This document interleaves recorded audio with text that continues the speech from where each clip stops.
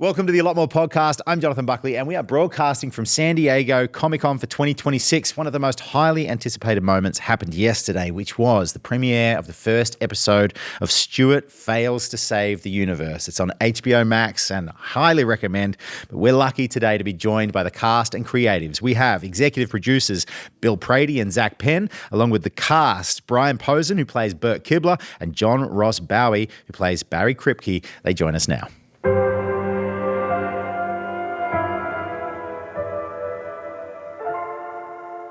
All right, Brian, John, Bill, Zak, thank you so much for joining us today. Big Comic-Con for the team, I imagine.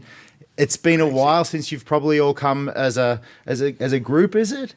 Well, I mean, we were down here with Big Bang Theory. I think we started in the second season of Big Bang, and then through the end.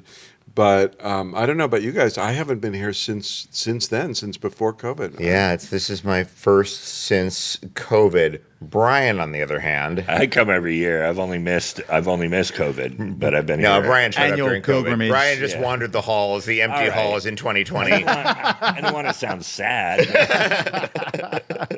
Wow. So, I mean, Big Bang was 2019, right? Yeah. So right before COVID. So it's a good time. So it's stopped, but you're back and you've brought the band back together. How long is the idea brewing to get another show up and running outside of the Big Bang universe? Obviously, you've got the young Sheldons and the George and Mandy, but bringing some of the OG characters back. Well, Zak, you know the history better than I do, but this started with an idea of Chuck Lorre's. Yeah, and Chuck approached me probably during the pandemic about doing a spin-off that was unlike any spin-off that had been done before. He wanted to do a single camera, sci-fi oriented series that would be centered around the comic book store. And he kind of recruited me. I had nothing to do with Big Bang Theory.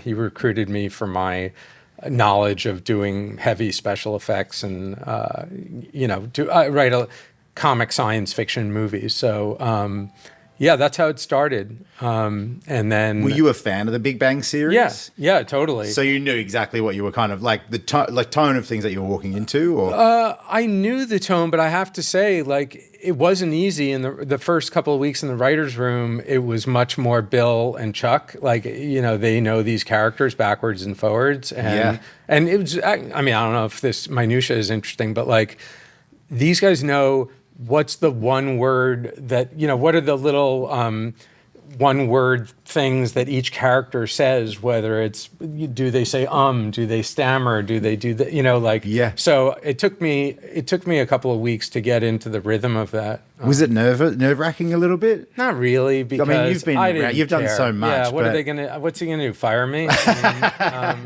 No, it wasn't nerve-wracking, but I did often feel like I wasn't pulling my weight. But you guys had been doing this for, I was the last member of the writing team. You guys had been doing this for a while. You'd been... Yeah. So there was a lot of conceptual work had been done. Yeah. But I'm saying when it came into writing for these guys particularly, or even delving into the Big Bang, I will admit I have not watched every episode of the Big Bang Theory. So there's a lot. There's a lot. Yeah. It was interesting to dive into this world that's got so many details and is so rich. And it is such a different style of show. Obviously, you launched the episode yesterday here at Comic-Con. What was the reaction? I wasn't there to witness it. Not good. People... Stop it. Why would you do that? Why would you do that? It was a little rough. No, it was fantastic. People went nuts. It was insane. Really? I've never felt more like a Beatle in my life. Is that right? It was bonkers how well it was received, yeah. What was it like getting the phone call to come back into this world again for you both as actors and being part of that universe? I'm still living a dream. It's an actor's dream already to have the arc I had on Big Bang. Yeah. People want that. When you come to LA, that's what you want to do. You want to go on a show and be invited back and then, build this thing. And I was treated like a family. So that was already enough. I could have retired on that and been happy. Be like, and that was my peak. Still been Bert. Yep. People would have still called me Bert in the airport. Yep. But to get the call from Chuck Lorre, I didn't even, it was a dream. Like, it showed up on my phone. I thought I was being pranked. I know Ashton Kutcher isn't still doing that show, so I knew it couldn't be punked. But it felt like I was being punked somehow. And my wife had to go answer the phone because I was holding the phone, looking at Chuck Lorre's name, going, Chuck Lorre's calling. She's like, well, not for long. He's going to hang up eventually. And then I answered, and she's just standing there for the whole thing. And she's like my cheerleader. She's my best pal. That's and awesome. My partner. So she was rooting for me the whole time. And it's been a crazy dream. Was it a pitch? Did he say you were going to be, hey, you're a central cast? No, we didn't talk about what the show was going to be. Like, he had a gist of it. He told me it was like a multi-universe thing, but that's exciting in itself. Yeah, and that sounds like something I would watch immediately because I love genre shows and movies, and I'm a giant nerd in real life. So yeah, it's the kind of show I would watch with my son and am now. Yeah. And what about you, John? Well, I actually was. I was. I don't want to say the last piece of the puzzle, but I just did. They were looking couple weeks for, after us, right, buddy? It was a couple months after you guys got cast, and I was living off the grid in a yurt, having given up on my career entirely. No, I was bumming around, and I was still auditioning and stuff, and I got this email from Chuck, and I was like, the show's been off the air for years. How am I fired? What's happening? I immediately went worst case scenario. Yeah. But they said that they specifically wanted somebody on the show that would sort of basically screw things up, akin to Dr. Smith on the old Lost in Space. Got you. So the idea would be that there's somebody who was always there, who was part of the team, but was also just kind of acting out of their own self-interest. And I said, I will report. I'm all set. Let's do this. And that first table read, I remember it was about a year and a half ago now. It was like March 25, I want to say. And none of us, we'd all read it, we all liked it, but there was still that, is this going to work? And it was just buoyant. There's really no other word for it. It just was so joyous. Everything clicked. It was just so fun playing with these guys again. And Chuck let out a very audible whew at the end of it. Really? Yeah, because okay, we actually have something here. Yeah. And then every time we got a script, there's a text chain among the cast, and every time we got a script, we were just, oh my God, can you believe we're doing this? Oh my God, read page 12. It's insane. What a fun adventure that is to just get those scripts, particularly with this show, because of the different worlds. And that I've been lucky to view a few things ahead. I'm not going to spoil anything in this, but it's so fun to just what's coming next, where are we going next, and very seeing much these so. versions of your characters. Was it exciting to slip back into a character that I'm sure you both knew so well by the end of the Big Bang series? Was it fun? Was it like slipping on a comfy old boot? Yeah, that's a good way to put it. Yeah, and but also discovering new things about the boot. Right. Yeah, well, spending more time with the boot. Yeah. Not wearing the boot for 5 minutes and taking it off. Yeah, exactly. You know what I mean? And then, just coming we wore back. the boot for 5 days in a row and then started again. Yeah, it was.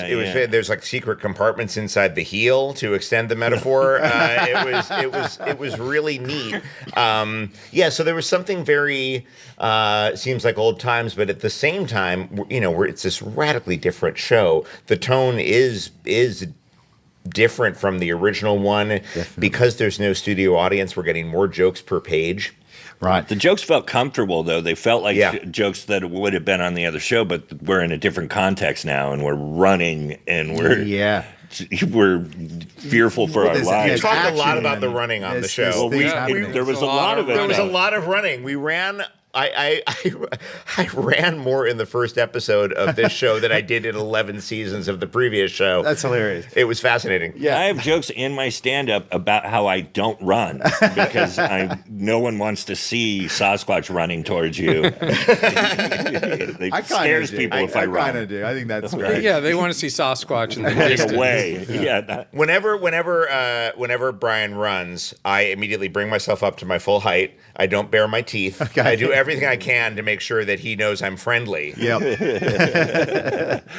that helps a lot. Yeah. Has that made it challenging as writers and creators to insert those jokes more? Because obviously, not to say you can rely on a laugh track, but sometimes you can remind people to laugh with a laugh track. Well, no, it was never a laugh track, We though. never had a laugh track. The laughs you hear on Big Bang Theory, those were 260 people who came into stage 25 and were our audience. Right. And but that is the style of a multicam comedy because it has its roots in theater. Really, it's a play, and so like going to see a Neil Simon play, you're in a room full of people laughing. Neil Simon hopes, but. One of the things here was keeping the characters themselves. Yep. So the characters speak the way they spoke on Big Bang Theory. Do they ever? The only difference is people are trying to kill them. Yeah. Yeah. Right. And I think that's the other trick to this is that if it's going to be an action adventure comedy, then the danger has to be real. So that they have to, if they're afraid, because they're genuinely afraid, because people, as Bert says in the first episode, because of the guns. Yeah, because of the guns. Yeah. There's finally stakes. There was never stakes. Yeah. The production itself is it's so big now compared to, I guess, what Big Bang was. I mean, like you said, when you're shooting multicam and you're on a stage and you're doing this play type thing, what has the biggest challenge been sort of bringing this over into this new format? Well, I think what you just described, I mean, doing extensive special effects, extensive stunts, building new sets. I mean, one thing that needs to be said is we had really one of maybe the best crew I've ever worked with, right, in terms of just getting absolute top people at every department. And part of that was because we were shooting in Los Angeles at Universal, that allowed us to pick all these great people. So the challenge normally when you're doing something like this, like if you're doing an effects heavy movie, the challenge is, do you have enough time to prep? Yep. And we wrote all 10 scripts ahead of time, and that helped tremendously. That gave us the kind of pipeline we needed to, I think, create some very, very convincing special effects and stunt sequences. It was a real shift, and there's one kind of perfect moment that sort of demonstrates how everybody had to adjust. There is an episode, without giving too much away, where we had some explosions. And on the old show, on Big Bang, you get a new joke all the time. Like, that joke isn't quite working, we've tweaked it, here's your new joke for the next take. You get your alt line. We did a take, explosion goes off, they come over, they give me a new line, and I'm like, okay, great. We should probably tell the pyro people that I have a new line, because that affects when they make boom. And so it was like something we never would have had to think about on the old show. Like, nothing blows up on Big Bang Theory, but here we're like, okay, my joke changes the timing of the explosion. Yeah. And things like that made it very clear we were in a brand new environment. When Big Bang Theory, and I'm not, this is not hyperbole, if we were going to light a candle on the set, the fire marshal would be there. And there would be a safety meeting. All right, we're going to be lighting the candle, and everyone be aware where there's a live fire is going to be used. A match will be lit, and We'll then have goggles if you need them. But they literally, the fire marshal would be there because we have an open flame, inside a soundstage, and here we blew things up. We got to know the fire marshal. The fire marshal was there all the time. Well, every day. I think he was very badly injured. But there was a thing of, okay, you guys good, and then everybody else ran for cover. All right. Hilarious. I guess we're okay. It was striking. I don't want to talk about money or anything, but the budget has to be different Astronomical. compared to the Big Bang. I mean, in Big Bang you have have sets. It's more expensive to shoot shoot a movie than a play. Is that a harder sell from a producing standpoint? Like, hey, we're going to go to a different world almost every episode, so it's going to require different costumes, different sets, different.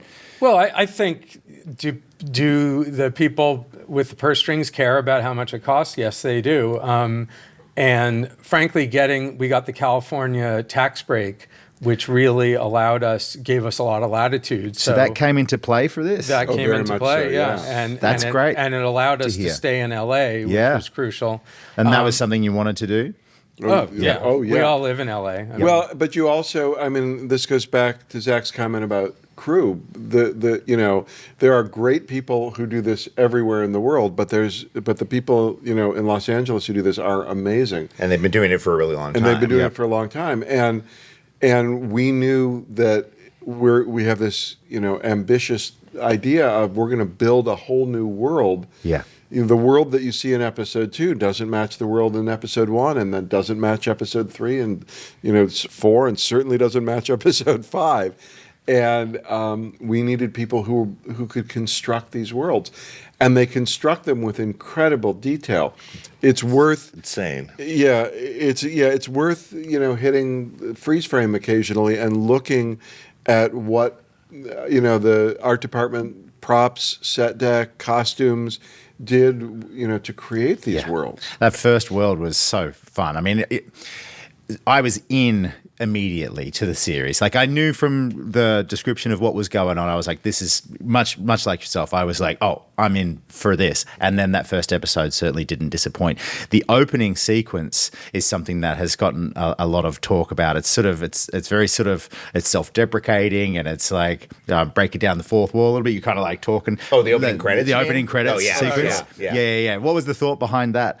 Well, that came from Chuck. He was, excuse me, he was determined to do something that people, now streaming programs let you skip titles, and he very much wanted them not to be skipped. So we started with the idea of, well, maybe they change, and maybe there are, we're writers, so our only weaponry are words. Yes. So maybe we put words in there to catch your attention. But then, this amazing theme song from Danny Elfman. I was going to ask. Oh, wow. That's a gift from the gods. Yeah. And it's tweaked every episode. It's slightly differently wondering arranged about that. every single episode. Yeah. There's some episodes where the bass will be mixed higher. It's not huge differences. Yep. But it's there if you're listening. or in some he has there's a chorus singing with him and things like that. I got to go. When they recorded the string section. Oh my God! I watched him. I watched Danny conduct the string section. What was that like? That was awesome. It was on the big sound stage over the orchestra stage, scoring stage over at Warner Brothers. Oh wow! And they brought in the string section, and it's just incredibly cool. And I also learned that the plural of cello is celli. So, that's I think we all just learned a something Scrabble today. word. All right, that's a great Scrabble word. That is a killer Scrabble Yeah, I word. use it a lot. You do not. because I'm going, what is Actually, Danny keeps talking about? Is he talking about chili? What is? Are we having pasta? Can we have some for more lunch? chili? it's a group of cellos. Yeah, that's hilarious. Yeah. Speaking of music, and if I spoil anything, we'll cut it out. But throughout the music is fantastic, and I did clock some Metallica. Yeah, Yes. you did. Yeah, you did. Oh my goodness! I mean, any time that we can get anything like that into a series, and I And was we have, just and we have Well, Beastie yes. Boys too. And, Yeah. Beastie A Boys, bunch of- REM. We have Perfume Genius at one point. Yeah, But Yacht. Brian and I are the big. We went to. We were at the Metallica concert while we were doing the show. no. They're the best. I'm a big fan, obviously. I am too. I would say it's fair to say Chuck and Bill. That was not not our up thing. their alley. But but yeah, I mean, Kyle Newacek, the director who directed a lot of the episodes and was an executive producer, deserves a lot of credit. I mean, he brought a number of the music cues were Kyle's idea. Yeah. And it's great. And I think I love the way the show kind of blends pop music with score with, it's just my to my taste, and I think it really helps. And the in show. those moments, especially in the way that you've used it, it really just elevates it as well. But also the score throughout, not the needle drop, but the score is from Joe LaDuca, and he wrote in different genres. Yeah. So this. He's part of the production design, in a manner of speaking, because he really changes the tone episode to episode. Right. Yeah, everything, the instrumentation. Yeah. I mean, Yeah, it all- because different worlds, different. And Joe, an amazing guy who he got his start with Sam Raimi. Yep. On the Evil Dead movies, and so that's his origin, and you had to find someone who was game to basically say, as opposed to pick a style for the series and then just write 15 cues and reuse them and things like that. Every episode for him was a brand new job. Right, which the one thing that's worth mentioning is, because we get asked a lot, like, was it a challenge to get people behind the idea of doing something different every week? And it's really kind of the opposite. Like, everyone wants to do something where they get to try different styles, including the writers, including the actors, and Wardrobe, everybody, they all leaned into it. Makeup, every department was like, "Oh, this is a cool challenge." It's creativity. All, You like, just keep getting to The show exercise. reboots every 8 days. Kind Yeah. of. We had an 8-day shooting schedule, which was also a beautiful luxury. But we have to shout out Val from Wardrobe, who had worked on Saturday Night Claire, Live for a decade. Yep. So she was used to like getting an assignment on Tuesday, having it ready to go by Saturday. So with our lead time, she was getting to use her skill set, but with like the luxury of time that she had never known before. Yeah. Yeah, when we were in doing the Apocalypse wardrobe like weeks before we shot. Yeah. Like I had worn that jacket that I come in, Bert's entrance. Very cool, by the way. And maybe a month before we shot. Yeah. And it's, because it's released, so it's not a spoiler that we have some DC characters that show up later in the year, and so then she had to go from building, this to building superhero costumes. Yeah. which is so much more complicated and expensive than you think. Is that right? And on superhero movies, the same way. It's really a huge line item, and you have to get started on it way in advance. Another challenge, but that they met. I mean, when the DC guys came down, they were saying this looks as good as any costume that we've done in any of our movies. They were blown away. And because she knew that any nerds are going to pick it apart. Nerds are going to go, that's not what his costume looks like. The lightning bolt goes this way, and that kind of crap. So Yeah. She had great power, but also great responsibility. well wrapped up. and if you want to get crazy film school about it, to give different looks, it meant that we had two amazing directors of photography who changed how the show was shot episode to episode. So literally saying, all right, this episode they're going to use a different set of lenses to give it a different visual look. Everybody looked at every episode and said, how do I serve that world? How do I serve that concept? Yeah. Just amazing. Six plays in a lot of tight close-ups. 5 uses like these crazy crane shots, and bunches of extras. Each episode is very visually distinct. What an undertaking, but what an adventure as well. I can just get from the sense of chatting to you that this has been a real labor of love for everybody. Absolutely. We had a great time. Cool. That's really cool. You're probably going to get a lot of questions about cameos, guests. I think we saw. I thought it was fun, just like Penn and Teller, for instance, like popping up. But I guess what everybody's really curious about is will there be other members of the Big Bang universe poking their heads in to the series throughout? We're going Yes. to go with yes on that, and not much more. I figured it was going to be I figured that was probably going to be the answer, but I thought I'd just prod as well. Prodded. We put a little call out to the fans, because obviously the fandom of this show is very passionate. It must be nice that you have that built-in fan base ahead of time. Gives you probably some confidence going into something as ambitious as this. But they've been very kind to come and send a few questions through our social media. So I thought we'd ask a few of those now, if that's okay with you. We got time? We're good? All right. So Do you have a moment or episode that you are most excited for the audience to see? Episode 4, I would say. Oh, episode 4 is trippy. Yeah, that's a really, without giving too much away, it is so visually inventive. And it was really fun for me because I'm actually light in that episode. Yeah, me so too. I wasn't around That's for my most favorite episode also. Yeah, All right. and I wasn't around for most of the shooting, so it really looked, it was brand new to me, Yeah. which was incredibly exciting. Yeah. But you know, it's now that it's already streamed. Episode 1 has two very impressive fight scenes by 3 actors who are not used to fight choreography, and I was still shocked. And partly it's our great stunt team teaching us this incredible fight choreography, but also the sound design of those, because when you punch me, it sounds like you are crushing my skull.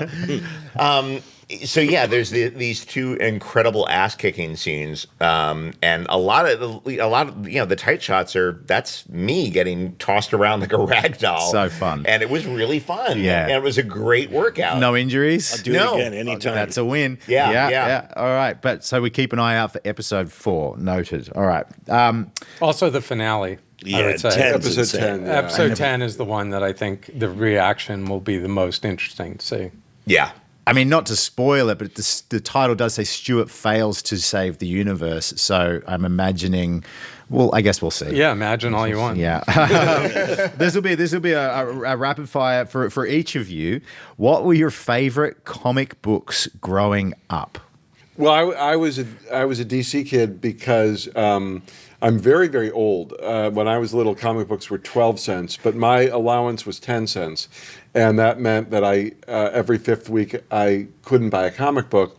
So I couldn't read Marvel because they were serialized. Oh, right. So I had to read DC. But I will tell you this, and Jim Lee is a friend and a friend to the show. But I do have a complaint about 1960s DC Comics, which is the cover. Sometimes you couldn't find that in the story.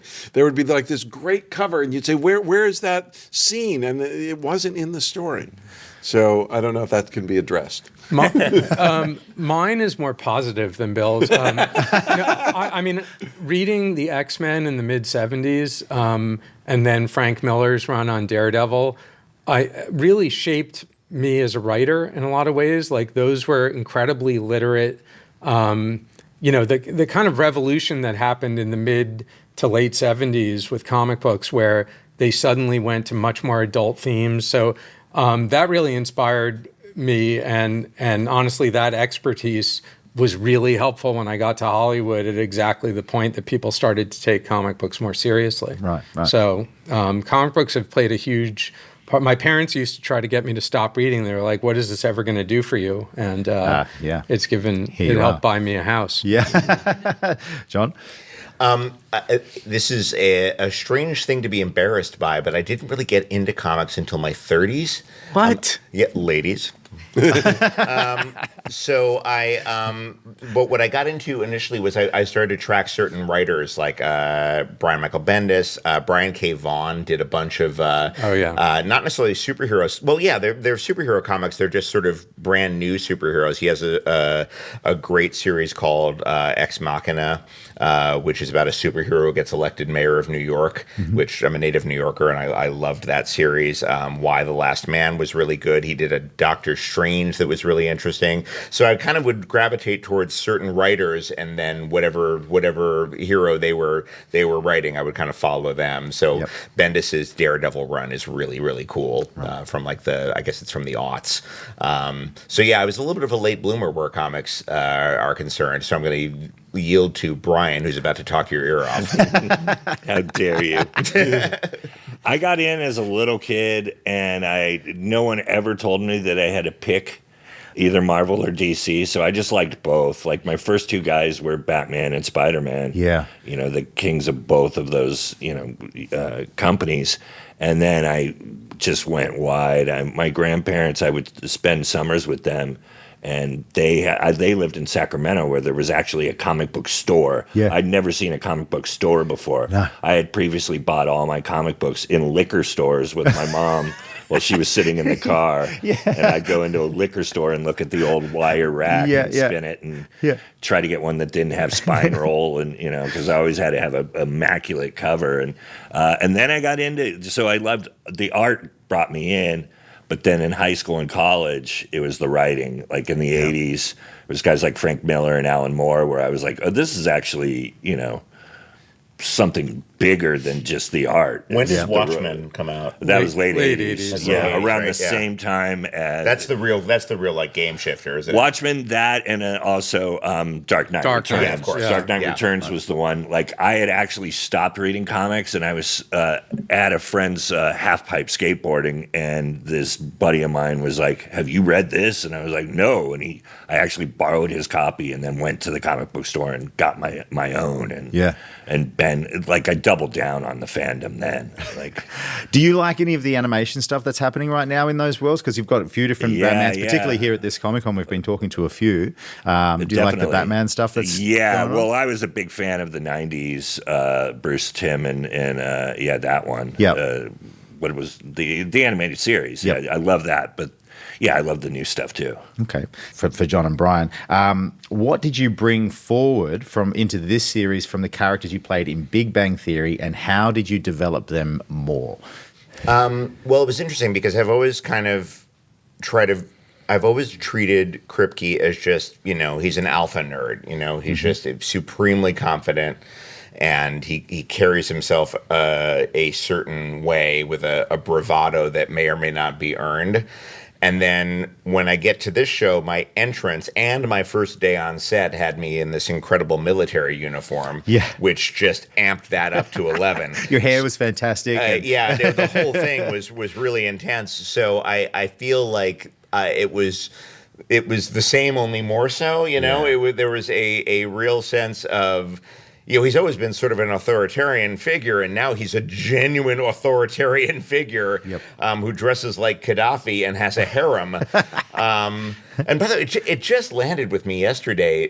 There's that joke in the first episode where these women stay with me for the food, medicine, and childcare, and it dawned on me that some of those kids might be mine. There was a lot to take from the old show and really enlarge with the new one. Yeah, and the speech impediment, I mean, you've clearly mastered it at this point. Was it challenging slipping back into that one? It was challenging slipping back in, but then once I was in it, it was hard to let it go. Because it was, I was there nonstop for 4 or 5 months, as opposed to the old show where I'd come in for a week, and then I'd vanish for half a year, come back for a week, So now it was hard to go home and you're at the supermarket line. Yeah, pretty much. When I would go to Walf's on Sunset, and the whole thing. So it was the speech impediment is. I think it's going to be written into my tombstone somehow, which I'm fine with. But yeah.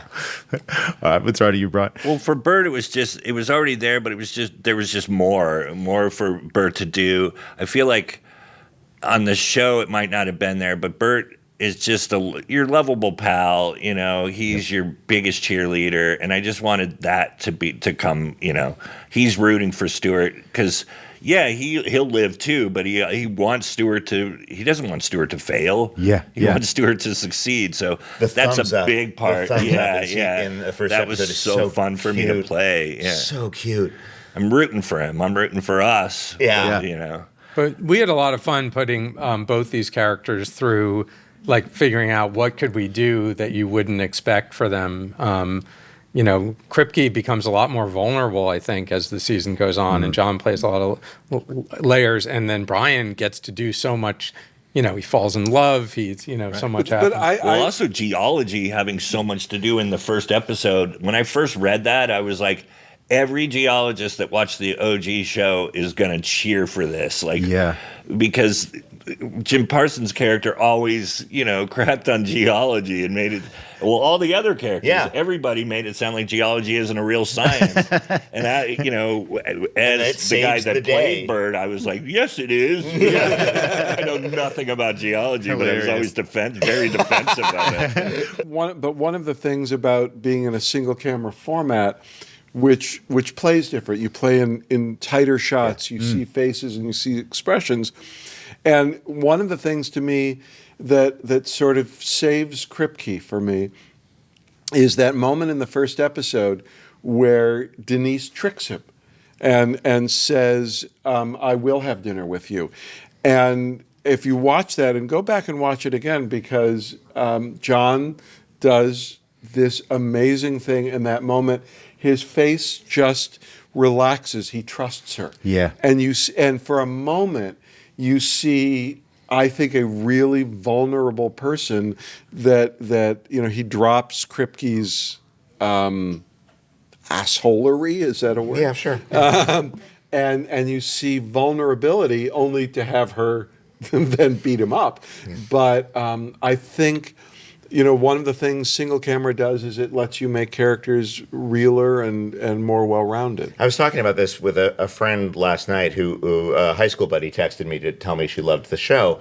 And I was saying that there is, as big and crazy as this world, as these worlds are, there's actually room for more subtlety. Yeah. Because you're just being shot in a tighter way. Yep. Multicam is this most of the time, and you're going to go a little more clownish, and you're going to find yourself playing to the cheap seats a little bit, and then suddenly when the frame shrinks, every little eyebrow move registers. Is that a difficult adjustment to make? It's a fun adjustment to make. It's a fun challenge. I wouldn't call it difficult necessarily. It's just it's a way to give these characters more nuance. Yeah.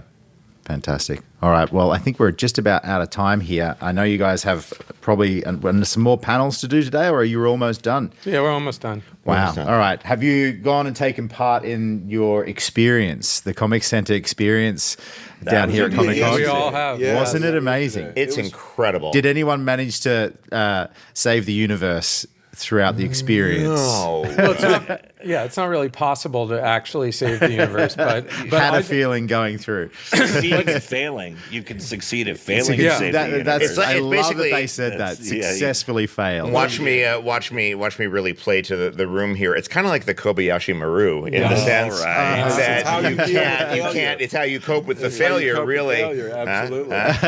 Do I know my crowd? But what character did everybody get? No one got the character they expected. No, I got. Well, you should explain that you go through this experience, yeah, and then based on the choices you've made, you're told which of the four characters you are.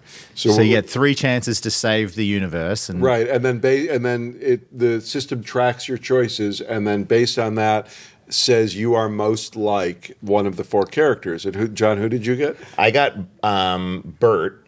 And who did you get? I got Stuart. Nice. And I got Kripke. And I got Denise.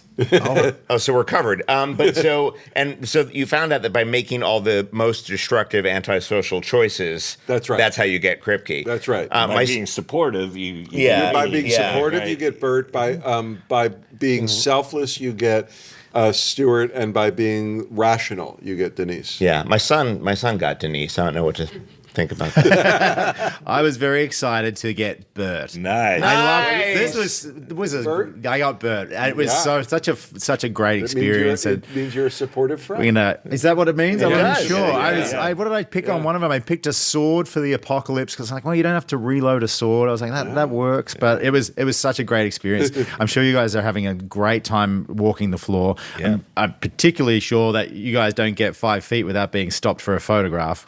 It's got to be a lot of fun. Well, Brian is 34 feet tall. You may not know this at home, but we actually. Yeah, this is shot in forced perspective. That's right. But we walked. Peter Jackson shot this. We were walking through San Diego yesterday, and we realized about 5 feet in that because Brian stands head and shoulders above all human beings. It made it for a very slow walk. I can kind of go with the flow. I can keep a lower profile, quite literally. But yeah, it's there's really no disguising Brian. Yeah. I can't escape. My face is above everybody.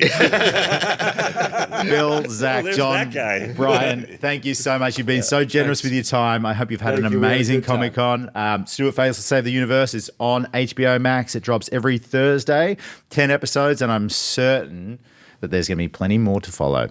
Thanks for tuning in.